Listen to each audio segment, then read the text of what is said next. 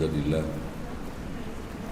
نحمده ونستعينه ونستغفره ونستهديه ونعوذ بالله من شرور أنفسنا وسيئات أعمالنا من يهده الله فلا مضل له ومن يضلل فلا هادي له أشهد أن لا إله إلا الله وحده لا شريك له وأن محمدا عبده ورسوله قال الله عز وجل يا أيها الناس اتقوا ربكم الذي خلقكم من نفس واحدة وخلق منها زوجها وبث منهما رجالا كثيرا ونساء واتقوا الله الذي تساءلون به والأرحام إن الله كان عليكم رقيبا وقال عز وجل يا أيها الذين آمنوا اتقوا الله حق تقاته ولا تموتن إلا وأنتم مسلمون وقال تبارك وتعالى يا أيها الذين آمنوا اتقوا الله وقولوا قولا سديدا يصلح لكم أعمالكم ويغفر لكم ذنوبكم ومن يطع الله ورسوله فقد فاز فوزا عظيما فإن خير الحديث كتاب الله وخير الهدي هدي محمد صلى الله عليه وسلم وشر الأمور محدثاتها وكل محدثة بدعة وكل بدعة ضلالة وكل ضلالة في النار. Ikhwani wa akhwati fillah, Bapak Ibu yang dirahmati Allah, tema yang kita angkat terkait dengan ketakutan orang-orang barat terhadap Islam, yang kita ambil dari buku kecil Ancaman Islam Terhadap Barat, antara fiksi dengan fakta, ya, antara fiksi dengan fakta.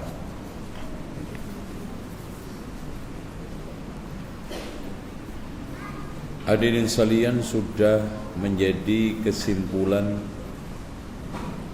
akidah orang barat bahwa Islam adalah agama yang mengancam eksistensi barat. Itu di dalam keyakinan mereka, sehingga politik mereka, nasionalisme mereka, semua mereka arahkan untuk mengantisipasi bahaya Islam.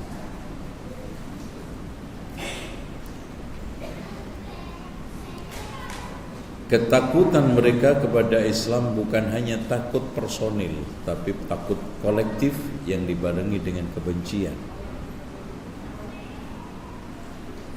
Dan ini hak Allah yang menyampaikan kepada kita, minimal di dalam 2 ayat, ya. Ayat yang pertama ada di dalam surat Ali Imran ayat 118. Ya ayyuhalladzina amanu la tattakhidhu bitanatan min dunikum.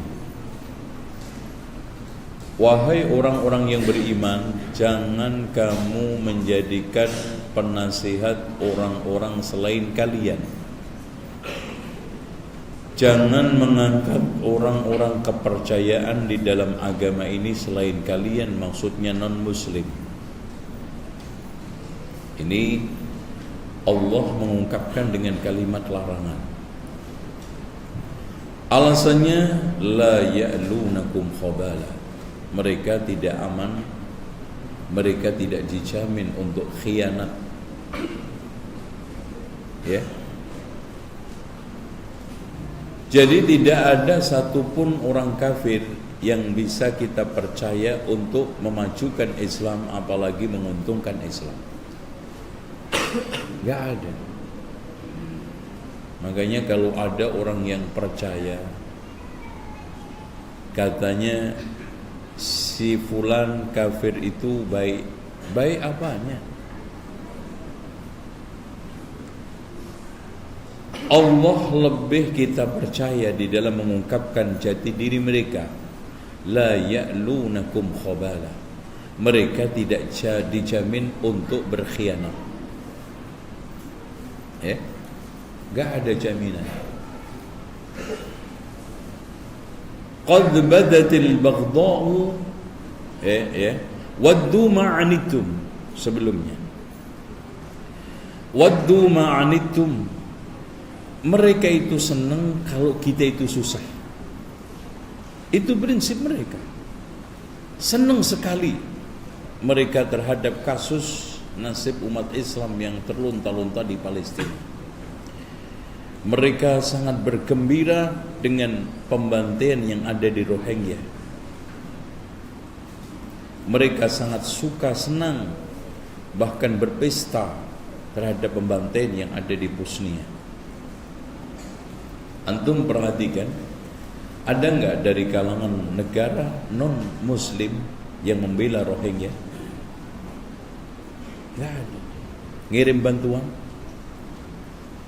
Enggak ada. Palestina, satu orang Kristen pun di Indonesia enggak ada yang mencuap-cuap, itu adalah pelanggaran HAM. Karena Allah yang mengatakan waddu ma'anitum, mereka itu senang kalau kita itu susah. Anehnya ada orang Islam yang berkasih sayang sama orang non muslim itu nggak habis pikir akidahnya itu di mana.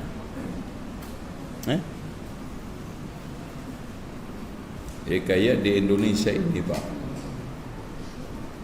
yang nyalain petasan muslim, yang membeli petasan yang muslim, yang jual petasan muslim, yang meramaikan tahun baru Kristen itu siapa?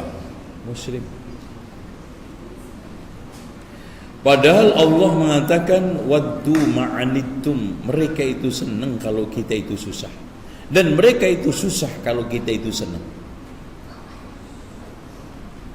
Kenapa? Qad badatil baghdha'u fi afwahihim, telah nampak permusuhan di dalam mulutnya. Wa ma tukhfi suduruhum akbar, yang mereka sembunyikan di dalam hatinya, yang mereka masih sembunyikan di dalam strategi jangka panjangnya lebih besar. Ya.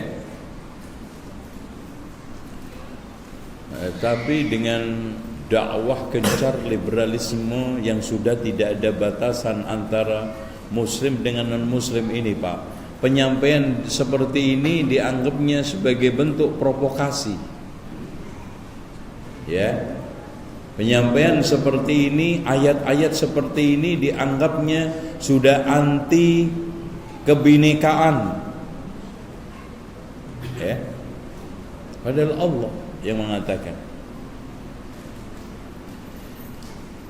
Dan Allah juga menegaskan wala yazaluna yuqatilunakum hatta yaruddukum an dinikum in istata'u.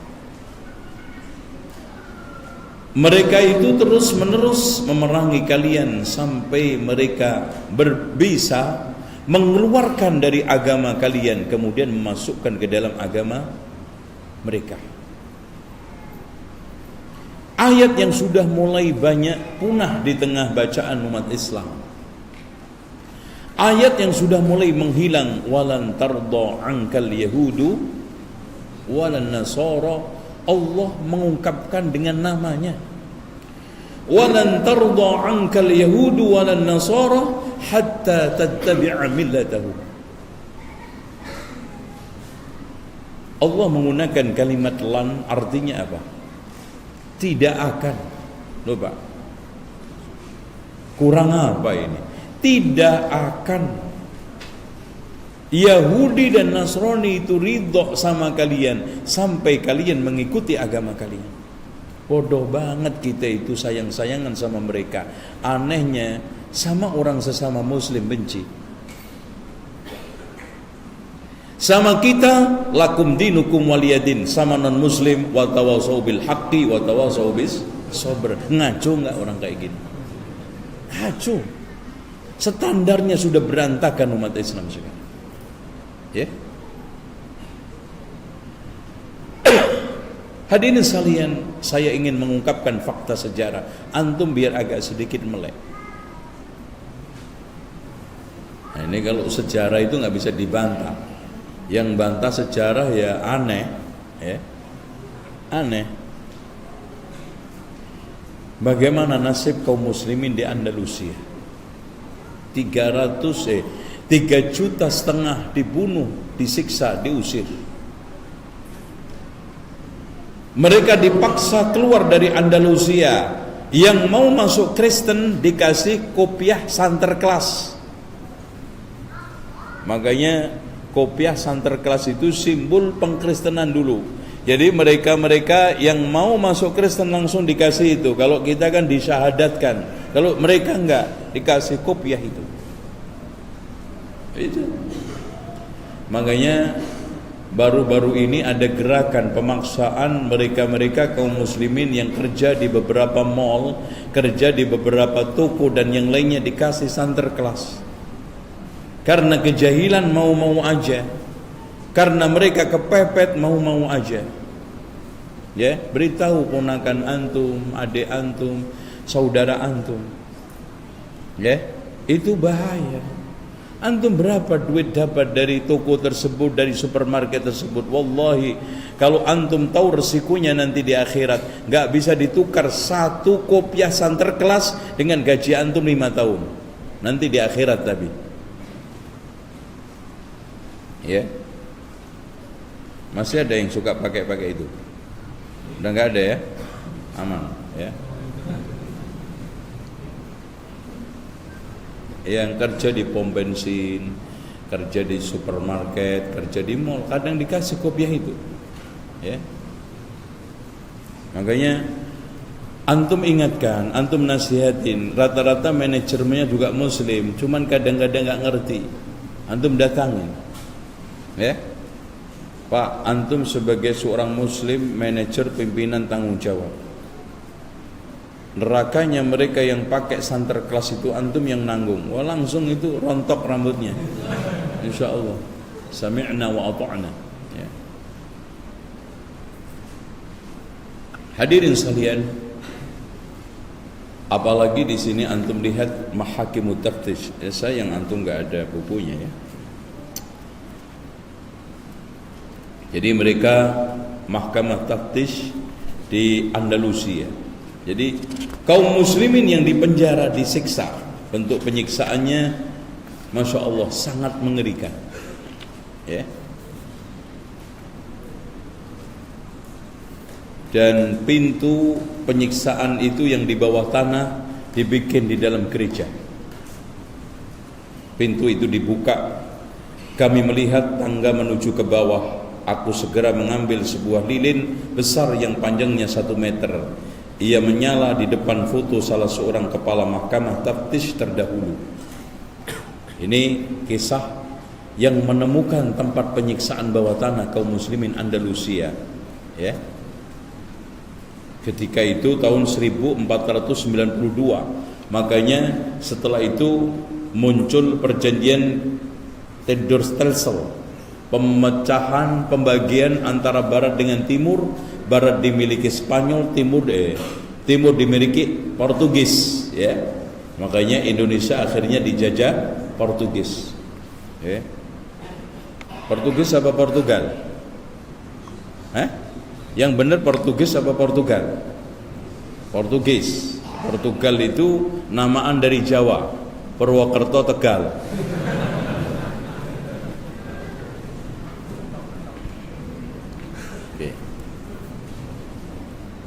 Mana aku hendak turun, maka biarawan meletakkan tangannya di pundak saya dengan lembut dan berkata kepadaku, putraku, jangan membawa lilin ini dengan tanganmu yang kotor oleh darah perang, karena ia adalah lilin yang sakral. Aku menjawab, Bapak, ini nampaknya pendeta.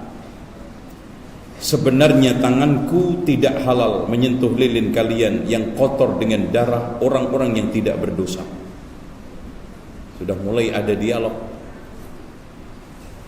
Kita lihat siapa yang najis di antara kita. Aku menurunin anak tangga dan aku ikutin dan diikuti oleh anggota pasukan dengan menghunus pedang mereka hingga kami tiba di anak tangga terbawah. Ternyata sebuah ruangan segi 4 yang luas. Inilah aula mahkamah taftish. Jadi orang-orang yang ditangkap kaum muslimin itu diinterogasi kemudian disiksa. Di tengahnya ada tiang dari marmer. Di sana ada lingkaran besi yang besar, rantai-rantai besi yang diikatkan ke lingkaran itu untuk mengikat orang-orang yang diajukan ke dalam mahkamah. Di depan tiang ini ada sebuah semacam singgasana tempat duduk para hakim untuk mengadili orang-orang yang tidak berdosa. Kemudian kami menuju ke ruangan-ruangan penyiksaan dan pencabikan jasad manusia yang mengarah jauh ke bawah. Di sana aku melihat sesuatu yang membuat jiwaku merasa muak, bulu kuduku merinding sepanjang hayat bila mengingatnya. Dan antum kalau nanti ngingat, yakin muntah. Kami melihat ruangan-ruangan sempit seukuran jasad manusia.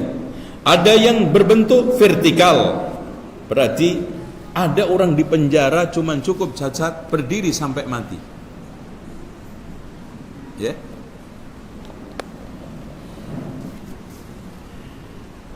Dan ada yang berbentuk horizontal, ditidurkan sampai mati. Siapa yang dimasukkan ke ruangan vertikal, maka dia akan terus dalam keadaan demikian berdiri di atas kedua kakinya hingga mati. Siapa yang dimasukkan ke ruangan horizontal, maka dia akan terus dalam keadaan demikian tanpa bisa berdiri hingga mati. Bangkai-bangkai tersebut tetap di sana hingga lapuk, daging berjajaran dimakan ulat. Dan untuk menghilangkan bau busuk dari bangkai-bangkai tersebut, mereka membuat celah kecil yang menuju ruangan terbuka. Kami menemukan ruangan-ruangan itu jasad-jasad manusia masih terikat pada rantai besi. Orang-orang yang dipenjara adalah laki-laki dan wanita, usia mereka antara 14 tahun hingga 70 tahun. Kami bisa menyelamatkan sebagian dari mereka yang masih hidup. Kami memotong rantai besi mereka saat mereka mendekati masa ajal mereka. Sebagian dari mereka gila karena siksaan berat yang mereka terima. Mereka semuanya telanjang hingga sebagian dari prajurit kami ada yang melepaskan seragamnya untuk dipakaikan kepada sebagian dari mereka. Tapi kita juga jangan melupakan kesadisan mereka di Guantanamo. Ya, sama mirip. Kami membawa mereka ke cahaya sedikit demi sedikit agar penglihatan mereka tidak kaget. Mereka menangis karena bahagia. Mereka mencium tangan prajurit kami, padahal ini prajurit Napoleon Bonaparte, Prancis, ya. Dan bahkan kaki mereka yang telah mengeluarkan mereka dari siksaan mereka mencium tangan prajurit kami dan bahkan kaki mereka yang telah mengeluarkan mereka dari siksaan yang mengerikan dan mengembalikan kepada kehidupan. Sebuah pemandangan yang sebungkah batu pun bisa menangis karenanya. Kemudian kami beralih ke ruangan lain. Kami melihat di sesuatu yang membuat tubuh merinding. Kami menemukan perangkap berat untuk menyiksa, ya, yang begitu menyeramkan. Ada alat untuk mematahkan tulang dan menumbuk tubuh. Mereka mengawali penyiksaan dengan menghantam tulang kaki, kemudian tulang dada. kepala dan kedua tangan sedikit demi sedikit hingga seluruh tubuh hancur. Lalu kedua dari sisi yang lain dalam keadaan tumbukan tulang yang hancur, darah yang mencampur dengan daging yang tercabik-cabik. Demikianlah yang mereka lakukan terhadap orang-orang yang dipenjara yang tidak bersalah. Kemudian kami menemukan sebuah kotak persis seukuran kepala manusia. Kepala orang yang ingin mereka siksa dimasukkan ke dalamnya setelah kedua tangan dan kedua kakinya diikat dengan rantai besi sehingga tidak bisa bergerak. Di bagian atas kotak ada lubang yang darinya menetes air dingin ke kepala terhukum. Setiap menit satu tetes. Banyak yang menjadi gila karena siksaan berat ini. Orang yang disiksa dengan cara ini akan terus demikian hingga mati. Ada alat lain yang terbentuk peti yang isinya adalah pisau-pisau tajam. Mereka dimasukkan ke dalam peti ini, kemudian menutup bagian atasnya yang di sana ada pisau-pisau tajam. Otomatis pisau-pisau tersebut mencabik-cabik tubuhnya dan memotong-motongnya. Antum juga nggak sadar gini, masih bela orang Kristen, masih bela orang Yahudi. Masih nggak paham juga kalimat walan tardha ankal yahudu walan nasara. Ya, kayak saya katakan antum kayaknya beragama gila banget. Makanya sampai antum keluar tahun baru besok awas, gue sumpahin. Antum sampai keluar Natalan, wallahi saya adukan di hadapan Allah. Nanti ketemu insyaallah, ketemu sama antum yang keluar Natalan. Ya. Kami menemukan besi melengkung berbentuk baik kait-kait yang ditancapkan di lidah orang yang mereka siksa. Kemudian ia ditarik kuat-kuat hingga lidahnya menjulur keluar dan terpotong-potong. Kait-kait yang sama juga ditancapkan pada payudara kaum wanita, lalu ditarik dengan kuat sehingga payudara mereka terpotong atau dipotong dengan pisau. Kami menemukan cambuk-cambuk dari besi berduri yang dipakai untuk mencambuk orang-orang yang mereka siksa dalam keadaan telanjang hingga daging mereka terkelupas dan tulang mereka remuk redam. Ini sekilas bagaimana tingkah laku, bagaimana mereka itu bersikap, bagaimana sama orang Islam. Mereka itu Pak, kalau lemah menarik-narik umat Islam dengan kerukunan umat beragama. Kalau seandainya sekarang sudah mulai sama, menggitik-gitik umat Islam dengan HAM. Tapi kalau mereka sudah dominan, gak ada kerukunan, gak ada HAM. Yang ada HAM. Itu. Paham antum? Insyaallah. Kenapa sampai seperti itu? Sangat-sangat masuk akal kalau antum mendengar komentar-komentar mereka. Ya. Di sini salah seorang di antara mereka Kursil berkata, merebut Baitul Maqdis dari tangan Islam adalah impian semua orang Kristiani dan Yahudi sekaligus. Kebahagiaan orang-orang Kristen tidak kurang daripada kebahagiaan orang-orang Yahudi. Baitul Maqdis sudah keluar dari tangan orang-orang Islam. Itu. Ya. Di sini dari pernyataan tokoh-tokoh di Amerika, tokoh-tokoh mereka yang ada di perang salib, termasuk Allenby, Perancis dan yang lainnya, hampir semuanya sama. Oke. Sekarang saya akan sampaikan satu persatu statement mereka terhadap Islam. Apakah ada kerukunan? Apakah ada HAM? Apakah mereka sekarang ini mengajak di gereja-gerejanya mereka bahwa Islam itu juga benar, ikutilah Islam? Mas, yang disuruh membenarkan cuma orang Islam toh. Semua agama benar itu bagi orang Islam. Semua agama benar itu hanya untuk orang Islam. Itu antum pernah dengar pendeta sini ceramah di di gereja atau menulis tulisan, wahai orang-orang Kristiani, semua agama itu benar termasuk Islam, silahkan Anda masuk Islam. Ada? Nggak ada. Yang disuruh membenarkan cuman orang Islam, semuanya agama benar. Akhirnya disuruh membenarkan Yahudi, Kristen, Buddha, Hindu. Akhirnya tidak ada sekat, tidak ada batas, bahkan semua mereka ini adalah saudara. Saudara apa? Masjid antum dibakar, saudara. Palestina remuk redam, saudara. Rohingya dibantai ratusan ribu, saudara. Mana ada di dalam ayat atau hadis saudara? Yang saudara kita ya innamal mu'minuna ikhwatun. Ya, saudara antum itu yang antum usir dari masjid itu loh, kajian itu saudara antum. Masya Allah, Masya Allah, hebat umat Islam. Umat Islam Indonesia itu hebat, Pak. Yang jajah Belanda, yang dimusuhi Arab, hebat kan? Hebat.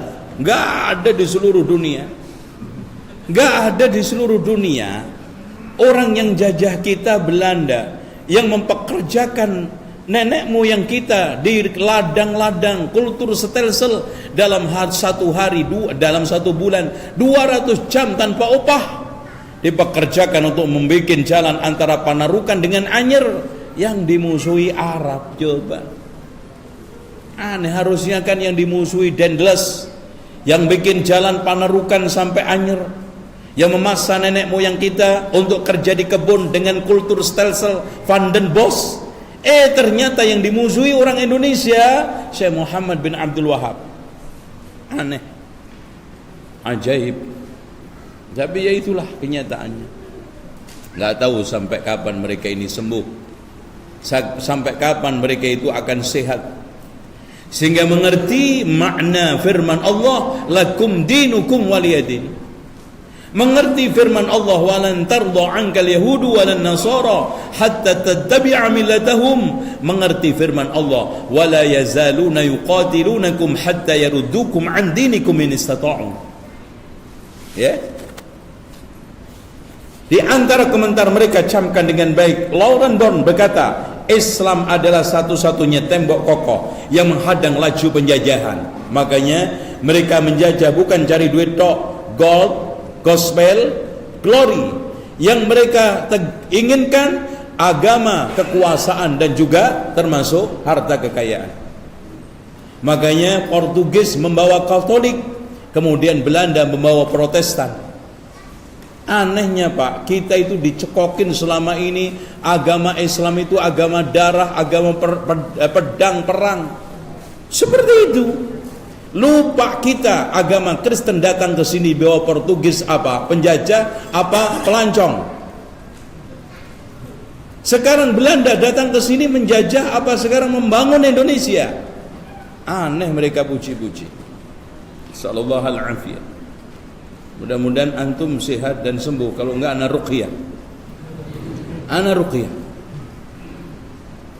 Antum, saudara antum, Quran antum, Islam antum diginin mereka, nanti lebih ngeri lagi.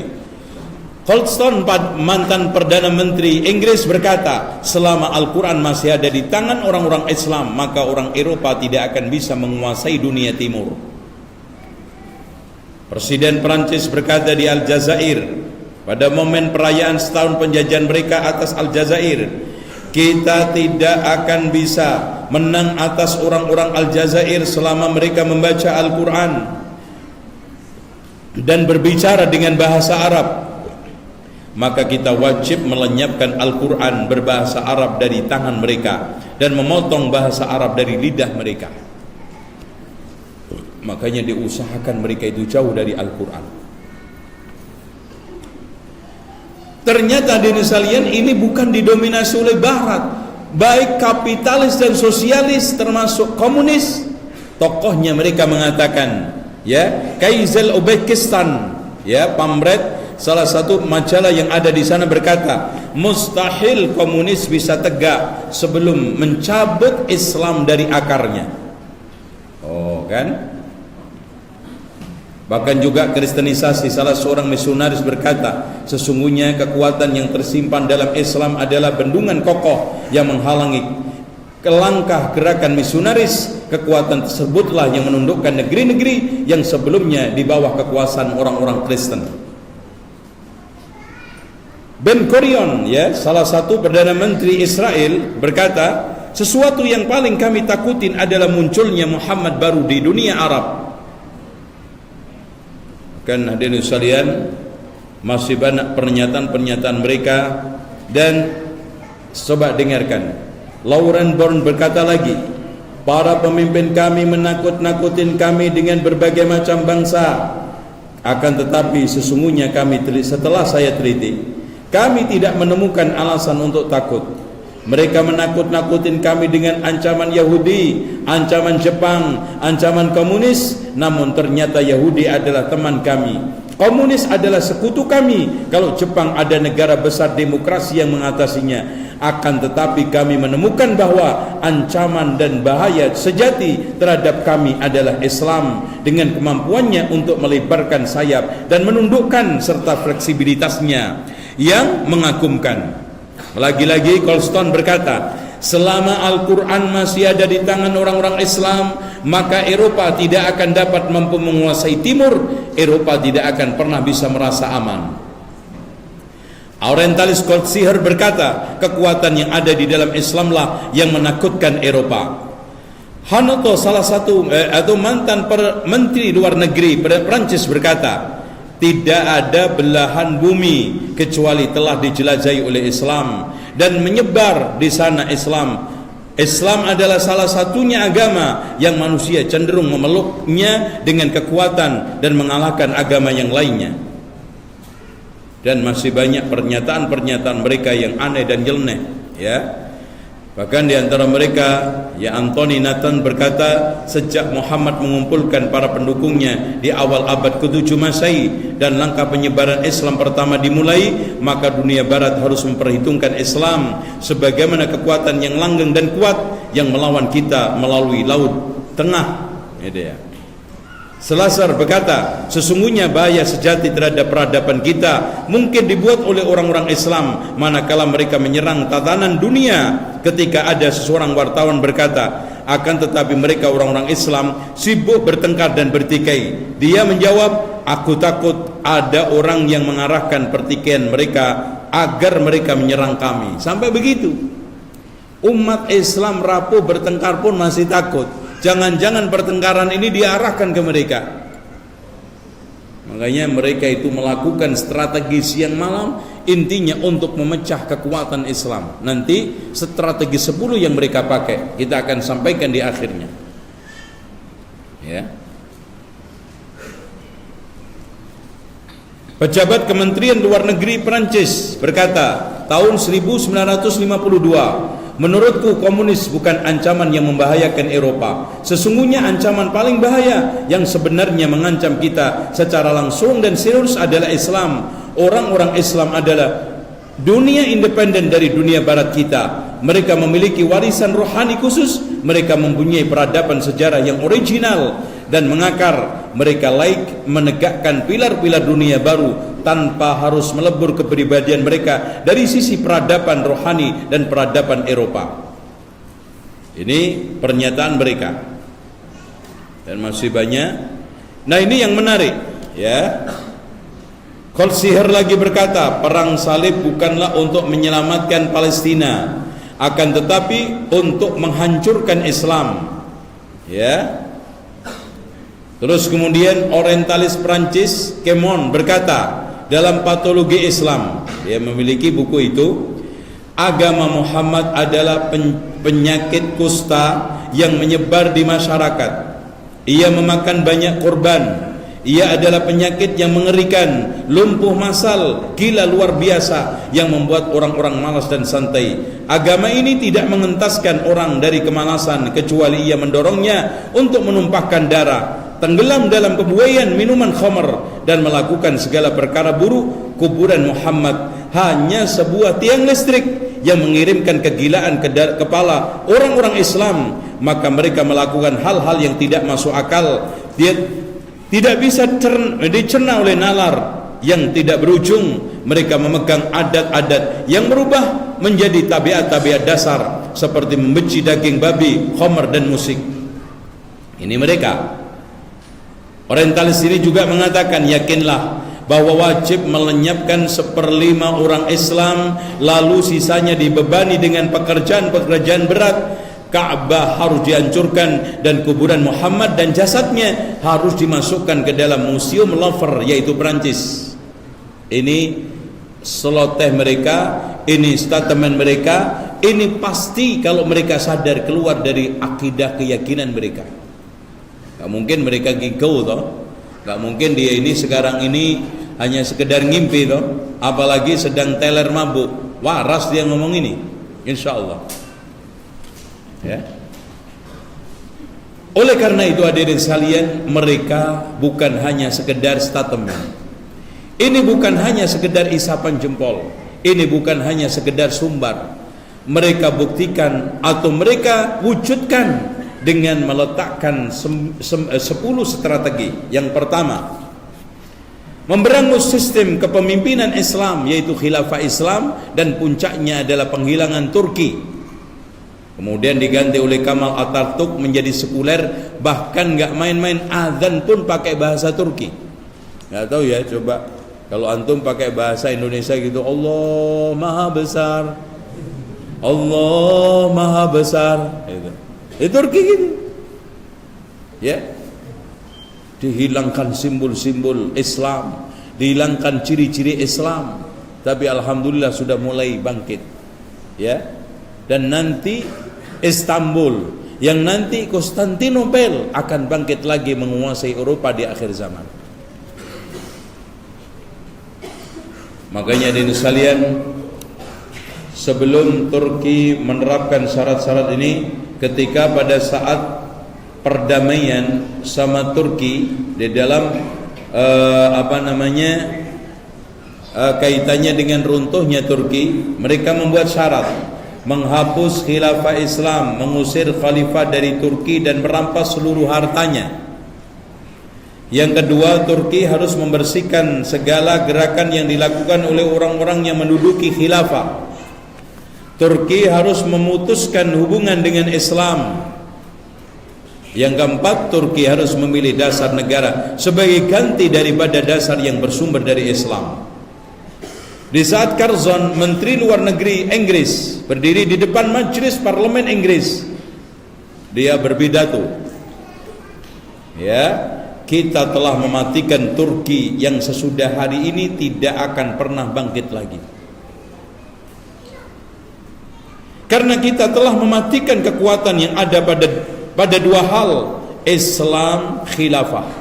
Maka seluruh parlemen bertepuk tangan dan penolakan pun mereda. Ini menunjukkan Pak, tidak benar isu yang digulirkan oleh HTI, Hizbut Tahrir Indonesia, yang menuduh katanya yang menjatuhkan khilafah Turki adalah Saudi. Ini siapa?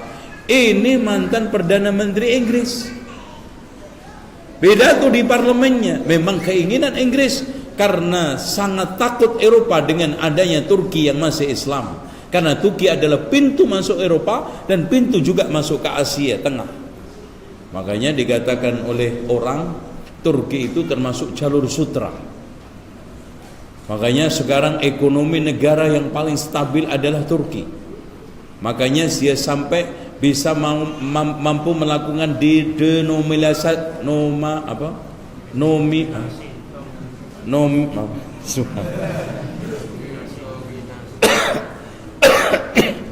jadi nominalnya dikurangi.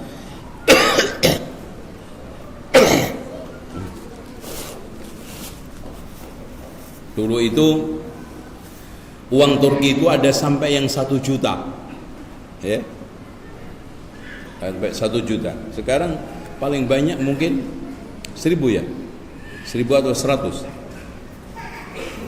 Ini.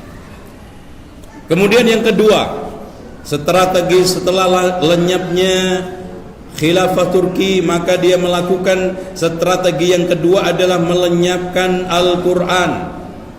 Masya Allah, dengan cara menghapusnya dari kehidupan kaum muslimin. Sekarang Pak, maaf, di Indonesia adalah contoh negara yang paling berhasil strategi orang-orang Eropa di dalam melenyapkan Al-Quran. Karena buktinya di Indonesia Al-Quran itu fungsinya cuma 5 secara resminya. Yang pertama hanya untuk sumpah jabatan, ya toh? Yang kedua untuk musabaqah tilawatil Quran, dan itu sangat efektif. Orang diajak untuk menghafalkan lagunya, lafadznya, tidak pernah diajak untuk mengupas maknanya, tafsirnya, apalagi menerapkan isinya. Yang ketiga untuk cari ilmu gaib kebal, supaya naik bus nggak bayar, baca wa ja'alna min baini aydihim saddan wa min khalfihim saddan faghshaynahum fahum la yubsirun, 41 kali nggak napas. Insyaallah nggak bayar karena pingsan.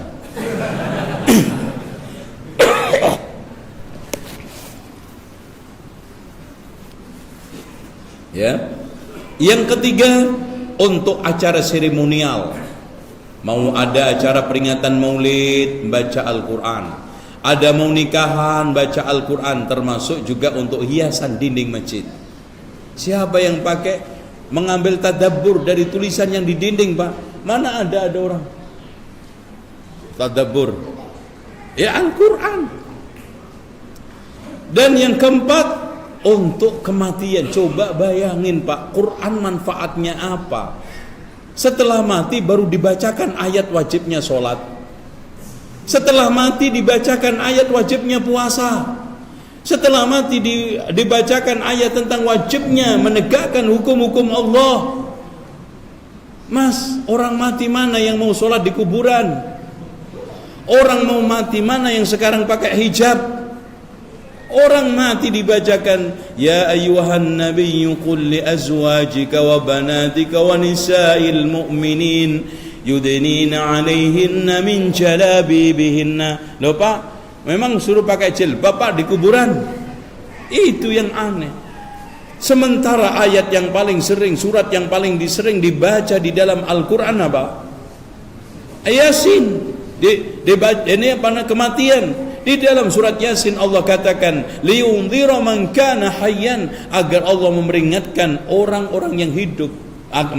Agar Nabi Muhammad memperingatkan orang-orang yang hidup dengan Al-Quran itu. Liyundhira man kana hayyan wa yahiqqal qawlu 'alal kafirin. Jadi yang diperintahkan oleh Allah kepada Rasulullah untuk membacakan Al-Quran ini kepada orang yang hidup, tapi kenyataannya cari Al-Quran setelah apa? Setelah mati. Dan anehnya lebih diperkecil lagi, orang tidak kenal kecuali Al-Fatihah. Sudah, padahal di sini ada 114 surat. Pernah nggak dikirim dalam satu acara selamatan ila hadratin Nabil Mustafa Muhammadin sallallahu alaihi wasallam Al-Baqarah. Keren, Masya Allah. Nggak ada. Coba bayangin Pak, orang mati saja sudah tidak perlu sholat, dibacakan ayat tentang sholat. Orang mati sudah tidak perlu hijab, tidak perlu haji lagi, tidak perlu sekarang mendekatkan diri kepada Allah, karena dia sudah mendapatkan hisab dan balasan. Malah dibacain Al-Quran, sementara yang butuh nggak pernah dibacakan Al-Quran. Dan anehnya diciutkan lagi Al-Fatihah. Kira-kira hancur enggak Al-Quran? Habis. Ya. Fungsi Al-Quran di Indonesia cuma 5. 1 untuk musabaqah tilawatil Quran. 2 untuk sumpah jabatan. 3 untuk acara seremonial. 4 untuk acara apa? Untuk apa? Kematian. Itu. Kemudian yang kelima, ayo Mas. Yang kelima Mas. Apa? Sudah. Ya, itu. Bahkan sekarang musabaqah tilawatul Quran itu juga bergeser jauh. Penilaian lagu itu hampir 70%. Sisanya adalah adab macam-macam. Jadi betul-betul orang itu tidak diinginkan untuk mengetahui isi Al-Quran. Itu mengerikan. Lenyap. Ini sesuai yang dikatakan oleh mereka, yaitu misionaris William Ford berkata, bila Al-Quran dan kota Mekah menghilang dari negeri Arab, maka kita mungkin melihat ketika itu orang Arab mengambil jalan peradaban barat dan jauh dari Muhammad dan kitabnya. Itu. Misionaris Takiri berkata, kita harus menggunakan Al-Quran yang merupakan senjata yang paling ampuh di dalam Islam untuk melawan Islam. Tuh lihat, sampai seperti ini Pak mereka. Jadi mereka menggunakan Al-Quran senjata ampuh untuk melawan Islam. Coba, bagaimana caranya? Agar kita bisa menghabisi secara total, kita harus menjelaskan kepada orang-orang Islam bahwa apa yang benar di dalam Al-Quran bukan sesuatu yang baru. Di Taurat Injil ada. Dan apa yang baru di dalam Al-Quran bukan sesuatu yang benar. Yang benar tidak baru, yang baru tidak benar. Efektif. Sehingga orang-orang bisa, Muslim ragu, iya ya, kalau memang begitu Islam ini, Al-Quran ini nyontek Taurat Injil berarti. Ini buktinya. Sementara di dalam buku-buku mereka, Quran mereka, ceramah mereka, dan seminar-seminar mereka dijelaskan bahwa yang baru yang tidak ada di dalam Taurat Injil itu nggak benar. Sampai kondisi Pak, orang Islam sekarang nggak percaya ayat jilbab itu benar. Ayat jilbab itu benar. Nggak percaya kalau sekarang ini Allah akan menjamin orang hidupnya dengan yang halal, harus nerabas yang haram. Ya, ini kondisi. Dan yang ketiga, ini Pak, yang ketiga lebih menarik lagi. Strategi yang ketiga, merusak akhlak orang-orang Islam, akal mereka dan hubungan mereka dengan Allah, dan mengumbar hawa nafsu mereka. Vermeid berkata, orang-orang Islam bisa menyebarkan peradaban mereka di dunia saat ini sama cepatnya seperti saat mereka menyebar dahulu, dengan syarat mereka kembali kepada akhlak yang mereka pegang. Pada saat mereka memainkan peranan pertama, dunia yang hampa ini tidak akan mampu menghadang laju roh peradaban mereka. Makanya mereka hancurkan akhlak. Kenapa? Karena mereka faham yang memenangkan Islam, yang Islam menjadi kuasa di muka bumi ini karena akhlaknya. Ya. Samuel Zwemer ini salah seorang tokoh misionaris. Tahun 1975 dia berceramah, sesungguhnya tugas misionaris yang negara-negara salib mengamanatkan kepada kalian di negara-negara Islam bukan memasukkan orang Islam ke dalam Kristen. Karena itu berarti membimbing mereka dan memuliakan mereka. Sesungguhnya tugas kalian adalah yang penting mengeluarkan orang Islam dari Islam menjadi makhluk yang tidak memiliki hubungan dengan Tuhan dan juga tidak memiliki hubungan dengan akhlak, sehingga mereka mudah kita setir kemana aja. Itu. Makanya lihat sekarang Pak, umat Islam mobil khusus di Indonesia paling hancur.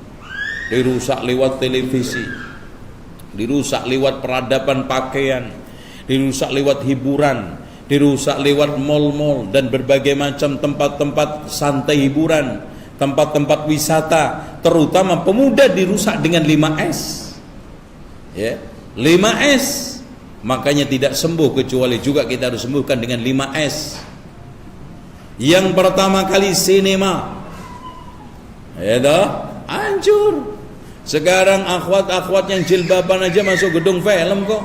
Karena diberikan satu cara yang sangat strategis dan lembut, bikin film-film kayak Islami.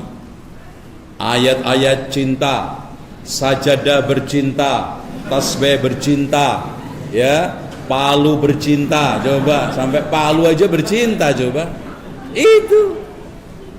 Dan bahkan sutradaranya nggak main-main, Ustadz. Oh, masya Allah, keren. Akhirnya membenarkan orang yang jilbaban masuk gedung film. Kenapa? Ustadz saya kok yang bikin. Ini ustadz saya kok yang berbuat. Ini kan Islam, ini kan dakwah. Udah, masya Allah. Sinema. Ya. Bahkan ada banyak orang tua yang tidak tahu bahwa sinema itu menghancurkan anaknya. Bahkan kaum muslimin sudah biasa yang namanya liburan pendek ke gedung film. Ke gedung film. Ya. Kadang bahkan di antara mereka dugem aja itu sudah tidak dianggap masalah. Nah, itu kan suatu yang ajaib. Ya. 5S, satu yang pertama apa tadi? Yang kedua sport. Oh, Masya Allah, ya. Jangankan anak-anaknya, bapaknya saja bisa lupa sholat gara-gara olahraga. Perhatikan ini, kalau nggak percaya potong kuku saya. Sebentar tahun 2018 pertandingan sepak bola. Di mana tempatnya? Jangan pura-pura nggak ngerti. Jangan sok nyantri. Ya. Di mana? Soviet. Kalau final berarti di sini itu qomat subuh. Pas qomat subuh adu penalti. Ayo. Saya tantang masuk masjid apa? Subhanallah, banyak orang yang seumur-umur bangun jam 2:30, 2:30 nggak pernah. Untuk tahajud, bola bisa. Bahkan disiapin 1 gelas cappuccino, 1 bungkus rokok. Ya, bahkan kalau bisa nonton jangan sampai kedip, takut pas kedip bola masuk. Waduh. Wah, ini rugi nih, sama aja nggak siaran langsung. Ini Pak, Masya Allah. Kalau seandainya adu penalti pas qomat subuh, yakin tarik ulur. Kalau seandainya ada yang sempat ke masjid, itu pun sudah nggak khusyuk. Tendangan atas apa bawah ya? Masya Allah. Sport, Pak. Saya tanya kepada antum yang nonton olahraga, maksiat atau enggak? Ketika nonton bola, pasti antum akan disuguhkan penontonnya kan? Apalagi saat musim musim apa? Udah musim semi, Masya Allah. Musim dingin aja mereka telanjang, apalagi musim semi. Udah. Apalagi pemain lomba lari. Pernah ada yang lomba lari pakai jubah. Oh, Masya Allah. Pelari dari Afrika pakai cadar. Ya otomatis semi telanjang. Bola basket, bola badminton, semua hadirin sekalian. Maksiat, sport dihancurkan. Dihancurkan waktunya, dihancurkan ekonominya. Coba bayangkan kalau lagi bola, Pak. Sambil kerja nonton, sambil nyetir nonton. Bahkan subhanallah suami istri nggak nyambung di rumah, sibuk masing-masing jagonya. Ketawa sendiri, teriak sendiri kayak gendeng nasional. Loh, ngapain orang ini? Oh bola, wajar gitu. Wajar karena semua. Coba tuh kalau sendiri gitu teriak-teriak, ya. Terus kemudian ketawa-ketawa, kan perlu diruqyah itu. Cuma nasional jadinya wajar. Kalau gendeng bareng-bareng kan waras jadinya. Seperti dolim-dolim bareng-bareng adil kan? Itu adil ialah dolim bareng-bareng. Karena rata adil ya. Ya, awas mas jangan nggak adil loh. Bagi-baginya korupsi kan gitu. Alhamdulillah. Masya Allah. Kemudian yang ketiga dirusak dengan 5S apa? Smoking. Allahu Akbar. Smoking. Iya, smoke. Itu. Pokoknya kalau sudah ngerokok itu kayaknya keren di seluruh dunia. Gayanya aja sambil melintir kaki. Ya, ngopi, bicara, saing tiup-tiupan. Ya, kumpul perokok 5 itu Masya Allah kayak berdiam. Tiup-tiupan. Subhanallah. Itu. Yang lebih lucu lagi perokok itu subhanallah, gak punya adab. Ada nenek bengek di depan tetap aja tiup, merem lagi. Ada yang lebih lucu lagi, orang tua nasihatin anaknya supaya gak ngerokok sambil ngerokok. Kamu jangan ngerokok ya, bapak sudah kadung.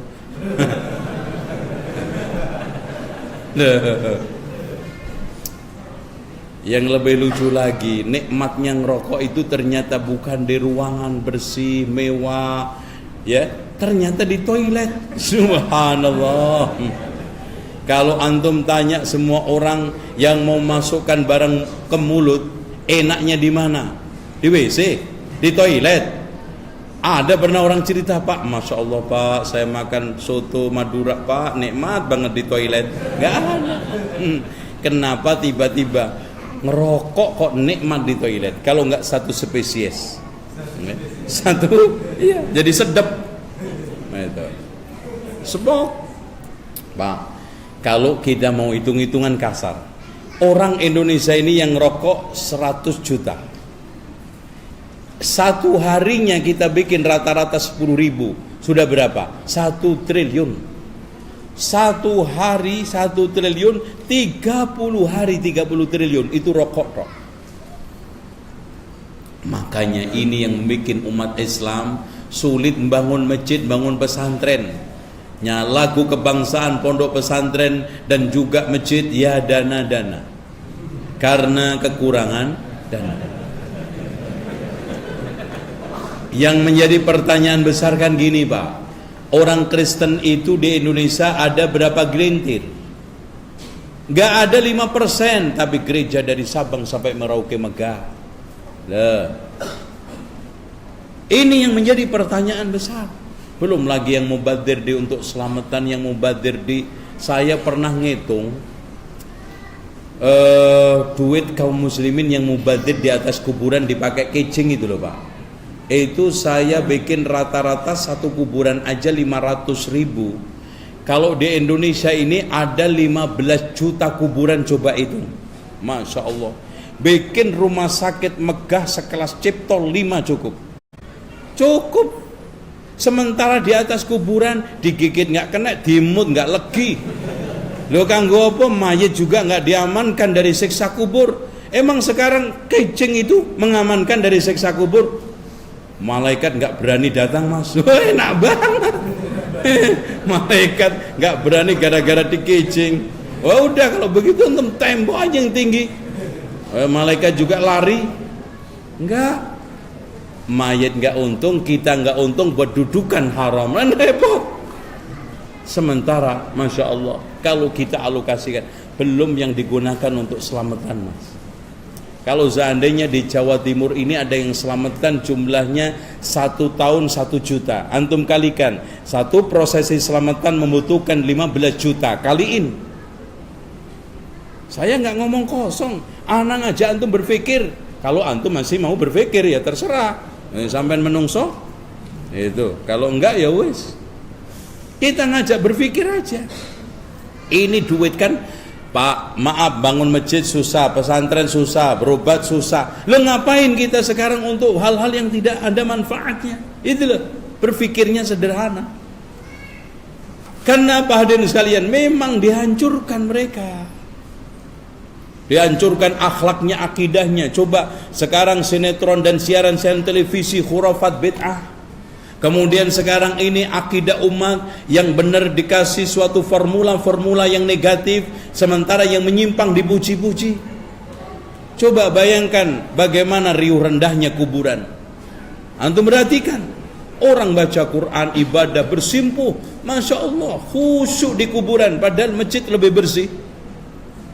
Sampai ada satu doa yang sangat populer di sekitar kuburan, Ya Rabbana Ya Qudus Sahil lana bil fulus, warna merah halus-halus, paling dikit 5 kardus. Nah, itu ada.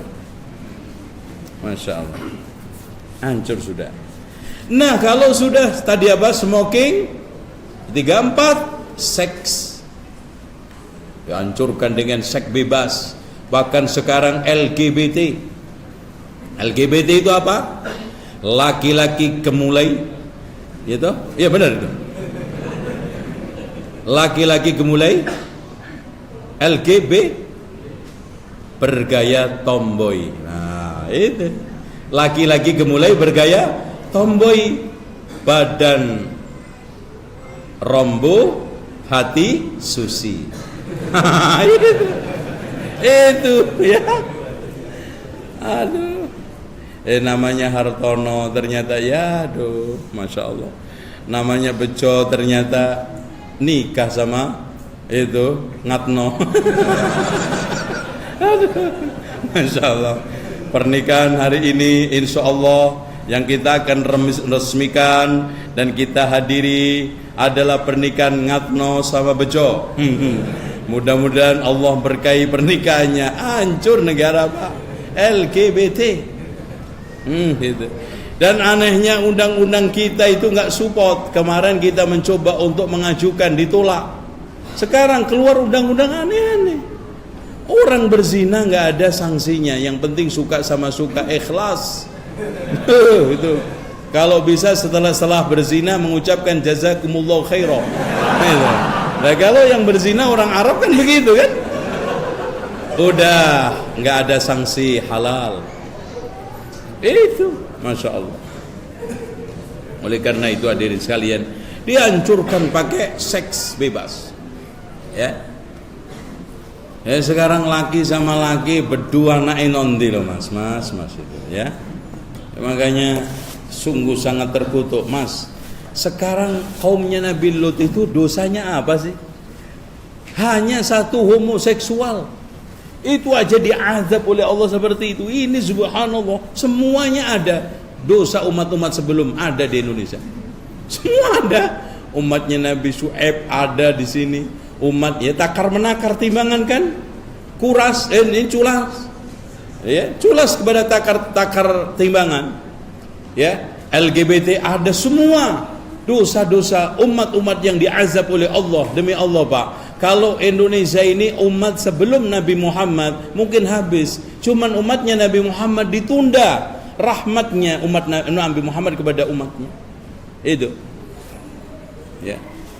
Kalau kita mau bikin kamus maksiat itu cukup di Indonesia Pak, nggak usah ke Amerika, nggak usah ke Eropa, di sini semua ada dari A sampai Z. A, ayo apa A, hah? Antum kayak nggak ngerti aja. Nah, seks. Kemudian yang kelima apa mas? Sinema, sport, seks, smoking, song, ya, nyanyian. Lo sampai ustadz aja ke fitnah menghalalkan musik kok. Sampai ustadz. Jangankan sekarang awam. Padahal di dalam Al-Quran ditegaskan oleh Allah, di dalam sunnah ditegaskan oleh Allah. Tapi saking dahsyatnya, makanya sekarang ini kita itu membahas haram paling susah di kalangan orang awam. Coba antum berkhutbah dimanapun di masjid-masjid besar, bahas 5. 1, haramnya rokok. Oh langsung bubar itu jamaahnya. Ya, kecuali karena nggak enak aja sholat Jumat. Wallah kalau nggak sholat Jumat pulang. Yang kedua pacaran, haramnya pacaran. Yang ketiga haramnya riba. Ya. Yang keempat haramnya musik sudah. Gak ada sekarang ini yang sudah memperdulikan. Dan bahkan orang yang menyampaikan itu diolok-olok, katanya radikal, katanya ekstrim, katanya ini dan itu. Padahal ini semuanya adalah di dalam sunnah Rasulullah SAW jelas sekali. Ya. Selanjutnya sekarang ke-6. Ke berapa? Ke-4. Jam berapa Pak? Masih ada waktu nggak? Yang keempat, mematikan persatuan orang Islam. Pastor Simon berkata, bersatunya umat Islam mengumpulkan harapan-harapan bangsa-bangsa Islam, membantu mereka lepas dari hegemoni Eropa. Misionaris adalah faktor penting yang mematahkan pengaruh gerakan ini. Karena itu kita harus merubah pandangan orang-orang Islam dari persatuan melalui gerakan misionaris. Jadi Pak, kita kok curiga di Indonesia ini persatuan itu sulit diciptakan. Contoh simpel, maaf, ormas-ormas Islam nggak pernah berselisih menetapkan 17 Agustus, iya nggak? Tapi nggak pernah akor menetapkan awal akhir Ramadan. Kenapa? Antum curiga nggak? Ini kalau sudah giliran Ramadan pasti dibiarkan ngambang. Dan seenaknya kadang-kadang sebagian tokoh mereka yang dibayar perbedaan itu indah, soal masalah perbedaan memulai Ramadan itu wajar. Wajar gimana? Yang satunya masih itikaf, yang satunya sudah makan lontong. Indah gimana tuh? Enak aja lo ngomong indah kagak puasa. Ini yang terjadi. Sehingga umat Islam, coba bayangin Pak, satu RT sholatnya 3 kali, coba bayangin. Ngeri nggak? Dan dibikin mereka itu tidak bersatu, sehingga kalau ada kekuatan mayoritas maka dimunculkan kekuatan lain. Makanya politik belah bambu, divide et impera itu selalu efektif. Apa itu politik belah bambu? Yang satu diinjek, yang satunya diangkat-angkat. Sekarang kan gitu. Yang lagi diinjek-injek siapa sekarang? Wahabi. Diangkat Syiah. Terus mereka tahu kita itu sangat anti terhadap Syiah. Yang memperingatkan bahaya Syiah satu-satunya adalah ahli sunnati wal jamaah. Nah itu diadu. Nggak boleh dibiarkan ini lebih kuat daripada ini. Terus ayo. Dan dibikin kelompok-kelompok itu hidup semua, aliran-aliran hidup semua. Ahmadiyah juga ada, terus kemudian Bahaiyah juga ada, belum lagi yang aliran lokal. Ada Nataratan, ada Siti Jenar, Sobot Pangestu, bahkan Darmo Gandul, Gadolucu juga hidup. Nah, supaya apa? Supaya irama Bhinneka Tunggal Ikannya itu mantep, umat Islam gak kuat. Diadu-adu terus, diberikan satu perlawanan musuh, akhirnya lemah. Wala tanaza'u, janganlah kalian berselisih, fatafshalu, kalian akan gagal, wa tadhhabari hukum, kekuatan kalian pasti hilang. Ya. Jadi yang memecah belah umat Islam ini sebetulnya adalah misionaris, tapi tangan-tangan mereka itu sangat halus. Ya. Tapi sayangnya umat Islam ini, coba bayangkan Pak, aneh kan? Ada sekelompok ormas, gereja dijaga, kajian dibubari. Coba bayangin, entu mikir nggak? Pernah nggak mikir gitu? Pernah nggak? Sedikit aja Mas, berenung duduk sambil kentut aja bisa itu. Oh ini nggak bener Mas, gitu loh. Nggak bener. Tapi anehnya ini berlanjut. Ini anehnya dibenarkan. Sehingga mereka berprinsip sama kita lakum dinukum waliyadin, sama non muslim, wa tawasau bil haqqi wa tawasau bis sabr. Ini sangat gak patut, ya. Kemudian kelima, membuat orang-orang Islam ragu terhadap agama Islam. Masya Allah. Ini gerakan yang sangat terstruktur dan teratur. Jadi mereka didesain Pak, dibikin perekonomian itu kalau nggak pakai riba, nggak haram, itu kayaknya nggak bisa jalan. Sehingga orang-orang Islam, pengusaha Islam ketika membawa Islamnya dalam usaha ragu-ragu. Bener nggak ya agama saya? Kok saya dengan agama Islam ini jadi terpuruk usaha saya? Kok saya dengan menegakkan agama ini jadi begini? Ragu. Mereka di dalam pergaulan juga begitu, yang pakai hijab besar dipoyoin, diolok-olok, sehingga ragu dengan berhijab, pakai hijab yang besar. Yang pakai jenggot juga begitu, Masya Allah, di bandara dipelototin sampai keluar, ragu sehingga pasang jenggot. Jangankan kita keluar negeri, Masya Allah, ya. Di beberapa negara-negara Islam, di Jakarta aja dipelototin yang jenggotan. Dan sudah terstigma kalau yang namanya jenggot panjang, katok cingkrang, batuk belang itu teroris. Itu sudah dimunculkan stigma. Aduh, jadi orang jadi ragu, mau pakai hijab besar ragu, mau pasang jenggot ragu, pakai katok cingkrang ragu, mau menegakkan aturan Islam ragu, hatta ingin jadi pejabat yang amanah, ingin menegakkan syiar-syiar Islam ragu. Jangan-jangan saya nggak lanjut. Dibikin umat Islam itu ragu terhadap ajarannya, ya. Kemudian yang keenam, membiarkan orang-orang Arab terutama dan Islam secara umum adalah bodoh lewat pendidikannya yang dihancurkan. Makanya Pak, pendidikan di negara-negara Islam itu rata-rata terpuruk, apalagi di Indonesia.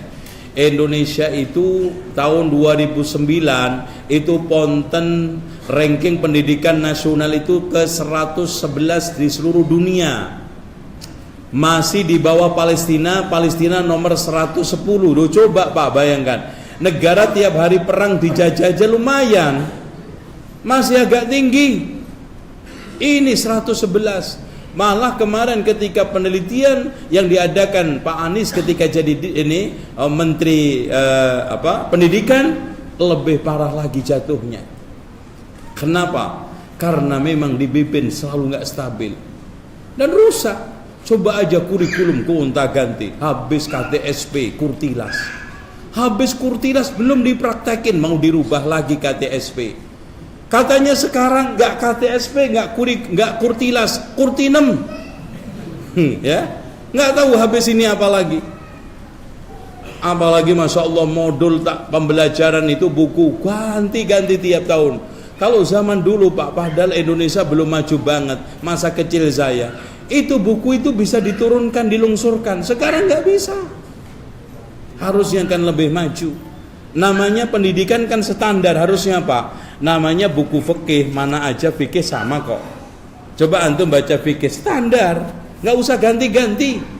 Sekarang yang namanya fikih bahasanya sama, yang namanya akhlak sama, yang namanya akidah sama, yang namanya IPA sama. Walaupun ada perbedaan cuman penekanan, kenapa harus ganti-ganti buku? Akhirnya mereka cenderung tidak stabil di dalam pembelajarannya. Akhirnya apa? Jahil, bodoh, terbelakang dalam pendidikannya. Kemudian yang ketujuh, membangun sistem politik diktator di negeri-negeri Islam. Makanya di negeri-negeri Islam itu dibikin semua pemimpinnya diktator, atau kalau tidak minimal demokrasi tapi dibablaskan. Pokoknya demokrasi yang tidak terkontrol sama sekali, pokoknya bebas, supaya Islam juga tidak benar-benar tumbuh. Kalau demokrasi teratur Pak, oh Islam yang menang karena dakwah bebas, ya, ceramah bebas. Karena di dalam prinsip di demokrasi apa? Kebebasan berpendapat, kebebasan apa? Berkumpul, berserikat.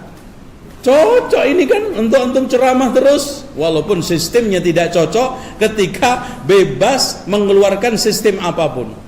Ya, antum sekarang mau mengatakan kalau memang sepakat, ya sepakat. Zina halal semua. Ya, kalau memang khamr haram, halal, ya halal semua. Itu. Dari sisi kebebasan berpendapat, memberikan peluang kita untuk belajar, menyampaikan Islam. Tapi akhirnya lihat. Ya. Terus kemudian mengagalkan usaha orang-orang Islam untuk memiliki kekuatan industri dan membuat mereka menjadi konsumen produksi barat. Dan ini Masya Allah nampak sekali, orang Islam itu dibikin punya barang nggak bisa membuat nggak punya barang. Selalu begitu. Perhatikan antum.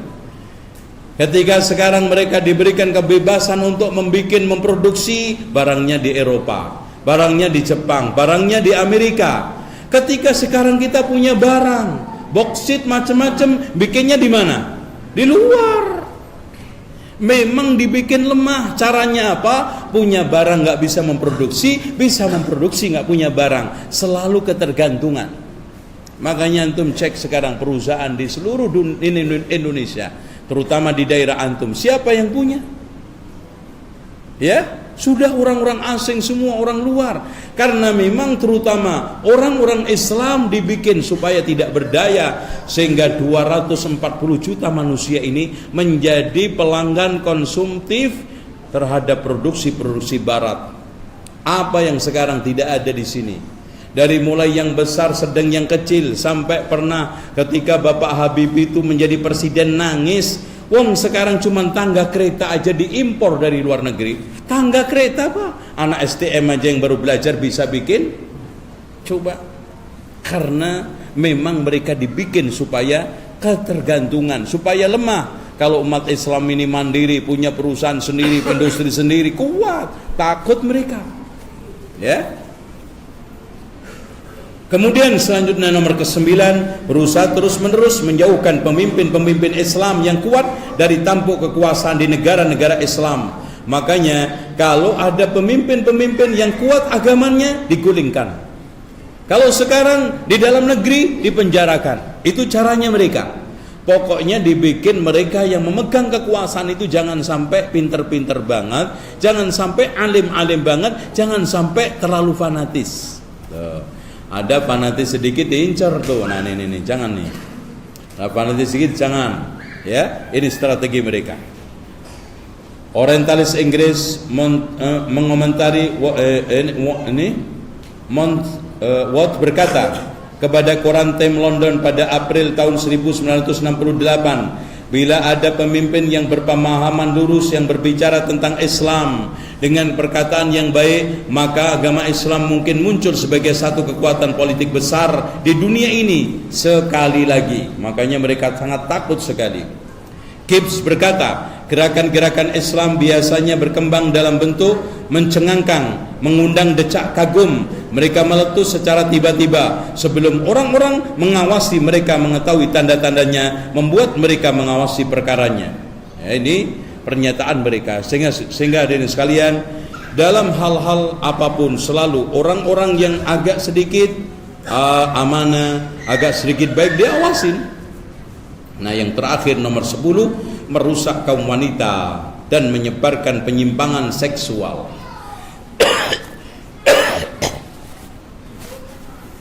Saya akan komentari sekarang pengrusakan terhadap wanita, Pak. Coba bayangkan di antara mereka sekarang pakaiannya antum lihat.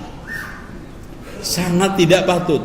Malah hadirin sekalian, kalau kita perhatikan, pakaian laki-laki itu sekarang masih lebih lengkap daripada pakaian perempuan. Coba bayangkan, sekarang anak tanya antum aja, antum pakai pakaian celana pendek ke toko depan berani nggak? Loh, itu perempuan sampai bandara kok, Pak, sampai luar angkasa. Itu, ya Allah, udah hancur. Dan ini anehnya sudah dianggap biasa, sudah ditoleransi dan dianggap bukan suatu perkara yang aib. Bahkan kalau mereka sekarang ini katanya budaya lokal, kearifan lokal, nasional. Akhirnya ketika hal ini sudah tidak berbicara nasional, saya tanya, pakai nasional mana yang cuma pakai cawet? Kecuali Papua. Nggak ada. Ya Allah, ini yang terjadi. Dihancurkan dengan pembebasan seks, bahkan perselingkuhan diawali dengan kerja bersama-sama di kantor, ikhtilat di suatu tempat, di dalam suatu acara hiburan, mereka dibikin biasa bertatap muka. Bahkan di sekolah pun Masya Allah dibikin campur baur, sehingga dari situlah terjadi penyimpangan. Pernah saya mendapatkan penjelasan dari salah seorang pemilik sekolah Islam. Saya tanya, Pak, kenapa laki perempuan dicampur? Alasannya subhanallah, simple tapi fatal, Pak. Kita latih supaya mereka nanti kalau ketemu laki dan perempuan gak kaget. Ya Allah. Sehingga mereka nanti kalau ketemu laki sama perempuan tidak penasaran. Sehingga nanti kalau ketemu laki sama perempuan tidak ada syahwat yang meledak-ledak, katanya dia. Ya Allah, Pak, saya tanya, Pak, orang yang sudah berhubungan suami istri berumah tangga 25 tahun, hilang gak rasanya? Sudah bosan gak? Gak ada. Padahal tiap hari ketemu, tiap hari ngumpul, tiap hari di tempat tidur. Mana ada nggak konslet? Apalagi sekarang muda-mudi. Sungguh sangat alasan yang sangat-sangat ajaib. Inilah propaganda mereka untuk menghancurkan Islam. Sehingga Pak, Islam yang mereka takutin tadi sekarang sudah mulai melemah dan sudah mulai hilang. Bahkan mereka sudah mulai terang-terangan mencibirkan Islam. Sehingga apa yang dikatakan oleh Allah, Rabbana la taj'alna fitnatan lilladzina kafaru, ya Allah janganlah jadikan kami sebagai sumber fitnah buat orang-orang kafir. Akhirnya apa? Orang-orang kafir mengatakan agama kami yang benar sementara agama kalian salah. fitnah yang seperti ini sekarang. Mudah-mudahan apa yang saya sampaikan bermanfaat. Mungkin silahkan antum bertanya. Semoga tidak ada yang bertanya. Ya.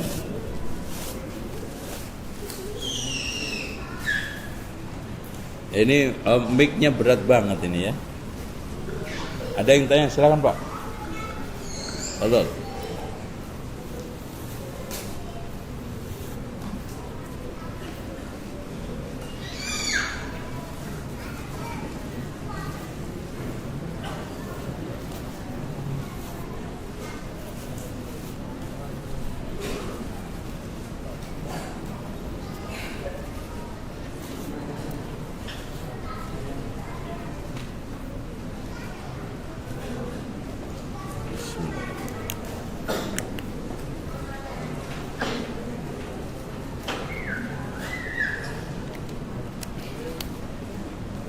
Pertanyaan pertama, tolong diperhatikan. Kenapa negara seperti Palestina dan negara Islam lainnya yang dijajah oleh Barat tidak mendapatkan pertolongan dari Allah? Pak, pertolongan Allah itu diberikan syarat, in tansurullah yansurukum. Kalau kamu menolong Allah, sementara syarat-syarat pertolongan ini belum dibayar oleh kaum muslimin. Contoh Raja Palestina tenggelam, sekarang sudah membias Pak. Umat Islam ke Palestina sudah banyak yang sudah tidak mengerti Islam. Bahkan pemuda-pemuda Palestina sudah berbau dengan pemuda-pemuda Yahudi. Maaf. Bahkan sengaja memang ada persatuan yang mengumpulkan pemuda Yahudi dengan Palestina untuk dihancurkan. Bahkan mereka sengaja dibiarkan hubungan bebas dengan wanita-wanita Yahudi. Itu strategi mereka memang. Ya, ada. Mereka itu kumpul bareng, bahkan jalan-jalan bareng. Ya. Yang tidak kena mereka diambisin satu persatu. Dan tidak ada ta'lim, tidak ada kajian, tidak ada dakwah. Lemah mereka. Ekonomi lemah, sosial lemah, politik lemah, agama lemah. In tansurullaha yansurkum. Contoh aja negara-negara Arab, kecuali Saudi masih mendingan. Antum perhatikan coba, Qatar, Bahrain, semuanya, Dubai sudah sekuler, sudah jauh daripada apa yang diinginkan oleh Allah. In tansurullah yansurkum. Makanya kalau kita ditanya, kenapa Abu Bakar, Umar, Utsman, Ali dimenangkan oleh Allah? In tansurullah yansurkum. Ya, kenapa Salahuddin dimenangkan oleh Allah? In tansurullah yansurkum. Tapi kenapa sekarang umat Islam tidak dimenangkan oleh Allah? Karena kita tidak mewujudkan syarat in tansurullah yansurkum. Ya. Ada lagi? Silakan. Ya. Pernah di suatu kajian subuh di sebuah stasiun TV swasta, Ya. itu ada ustadz yang membahas fikih waris. Nah, ustadz tersebut mengatakan begini, menggunakan hukum Islam untuk membagi waris itu baik, tapi demi kerukunan, menyamaratakan antara laki-laki dan perempuan, antara keluarga yang lain itu lebih baik. Itu bagaimana menurut ustadz? Apakah itu suatu strategi? Intinya Pak, di dalam hukum kita, waris itu dibagi menjadi 3. Waris berdasarkan hukum nasional, waris bukan adat, waris hukum nasional. Yang lebih parah lagi ketika sekarang keluarga itu bersengketa, satunya pilih nasional, yang satunya pilih adat, yang satunya pilih Islam. Susah, akhirnya dibagi rata. Dan tidak benar kalau mereka membaca firman Allah di dalam surat An-Nisa, tilka hududullah. Setelah Allah menjelaskan tentang bagaimana cara membagi warisan, Allah mengakhiri dengan kalimat tilka hududullah. Ini adalah batasan-batasan Allah, gak bisa diotak-atik. Maka pernyataan tersebut bertentangan dengan ayat-ayat yang Allah sampaikan di dalam surat An-Nisa tersebut. Ya, Allahu a'lam. Ya, ada lagi?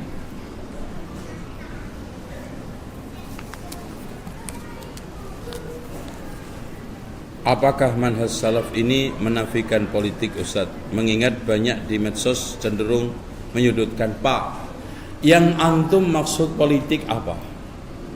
Kalau politik sekarang memang kita tidak mau urusan,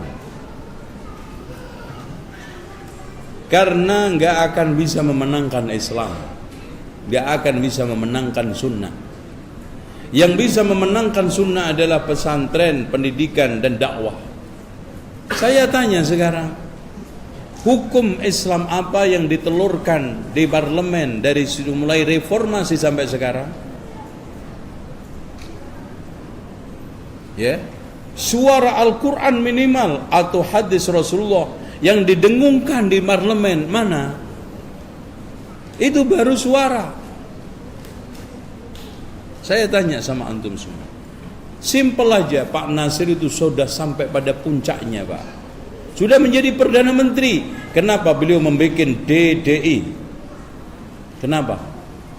DDI itu singkatan apa? Dewan Dakwah Islam Indonesia. Artinya secara bahasa tubuh, Bapak Muhammad Nasir menyimpulkan Islam memang tidak bisa diperjuangkan lewat politik dan parlemen ini, tetapi lewat dakwah dan pendidikan. Kalau yang dimaksudkan politik ala Abu Bakar, oke, itulah yang kita dakwahkan. Kalau politik yang dimaksudkan ala Umar, Utsman, Ali, tidak bertentangan. Sekarang politik ala sekarang, siapa yang akan bisa masuk membawa Islam ke sana? Dan siapa yang berani? Walaupun saya tidak melarang, silahkan. Kalau Anda berani memperjuangkan Islam lewat itu, tapi saya tunggu. Reformasi sekarang sudah umurnya berapa? Berapa umurnya? Sudah hampir 20 tahun. 20 tahun. Undang-undang LGBT lempang. Ya, semua. Bahkan Masya Allah, sekarang ini lebih mendominasi berbagai macam kemungkaran. Ini perlu direview. Kita nggak menghalangi, kita nggak mengharamkan. Dakwah ini tidak bisa diperjuangkan dengan politik ala sekarang, itu aja. Ya. Kalau sekarang antum mencoba untuk apa ya istilahnya, membela, tolong sih sebutkan ada dai yang sukses di parlemen, ada dai yang sukses di politik. Hah? Ada? Sebutin namanya. Yang bisa mengukulkan satu undang-undang wajib pakai hijab seluruh pegawai negeri. Oh, hebat. Nggak usah jauh-jauh sekarang. Sistem kaitannya dengan Bank Islam dibikin betul-betul sesuai dengan syariah. Itu aja, nggak banyak-banyak. Sampai hari ini masih juga penuh dengan syubhat. Warisan masih dibiarkan ngambang, boleh nasional, boleh adat, boleh apa tadi? Islam. Seperti itu. Makanya hadirin sekalian, saya sendiri kalau ditanya kenapa Ustaz tidak berpolitik, saya nggak kuat dan nggak sanggup. Terus saya kalau sudah berpolitik, kajian ini siapa yang ngisi? Ya, nggak berpolitik aja, Masya Allah, banyak sekarang tempat-tempat yang belum kita bisa kunjungi. Jadwal masih bengkak. Ya, ini nggak berpolitik. Ya. Katanya nanti kalau sudah jadi ini kita akan dakwah gampang. Mana? Ya, mana? Sudah 20 tahun loh Mas, lumayan. Ya, mana ada Masya Allah, ya. Dengan berapi-api ayat disampaikan di parlemen ketika menyampaikan dengar pendapat, tuh dah. Hukum-hukum Islam ditegakkan, minimal kita dengar deh. Hukum potong tangan pencuri telah diterapkan di Indonesia. Masya Allah, ini hasil reformasi. Itu Masya Allah, sekarang ini pegawai-pegawai negeri, ya, kalau masuk wajib dites bacaan Al-Qur'annya, khusus Muslim. Masya Allah. Ya, ini semua kita tidak temukan. Bahkan makin membias, makin hanyut bersama sistem, bukan mempengaruhi malah dipengaruhi. Ustaz, apakah umat Islam di Indonesia butuh banyak generasi muda menjadi ustadz dai sunnah yang menyebarkan dakwah tauhid agar bisa menyatukan umat? Pak, seandainya sekarang ini, di masing-masing kelurahan itu ada satu dai saja, itu masih kurang berlipat-lipat. Ya, satu kelurahan satu. Kemudian ditambah lagi kecamatan ada 2, kabupaten ada 3, provinsi ada 4, kurang. Walaupun kita tidak akan menyarankan semua anak umat Islam, terutama ahli sunnati wal jamaah ini, semua jadi ustadz, harus mengisi semua lini. Saddidu wa qaribu, saling menutup. Insya Allah dengan cara seperti ini ada percepatan. Biiznillah. Ya. Ada lagi yang tanya, silakan. Apa ini? Menurut isu yang beredar bahwa Saudi itu bermesraan dengan Amerika, mohon pencerahan. Pak, saya tidak mau menjawab karena saya bukan anggota OKI. Saya tahu diri, hanya ustadz. Kalau antum tahu, tanya ingin masalah politik, langsung tanya kepada Raja Salman, apalagi kemarin kesini. Itu ya. Jadi kadang-kadang sebagian ikhwan itu terlalu berlebihan. Ketika ustadz membahas begini tuh kayak Masya Allah, dikirim dari luar angkasa, dikirim dari Masya Allah, tahu segala sesuatu tentang masalah politik, hubungan internasional. Pak, saya hanya menyampaikan buku ancaman Islam terhadap Barat. Kalau sampai sekarang ini hubungan negara ini dengan negara ini, dan stressing saya ke negara Saudi tidak ada. Kalau saya itu membicarakan Saudi, itu hanya ulama dan ahli sunnah. Sampai hari ini negara yang menjaga tauhid dengan benar itu Saudi, itu aja. Tidak berarti sekarang include salah benar kita bela, enggak. Ada yang menyangka seperti itu, ya. Ya, enggak benar. Ada lagi? Ada satu.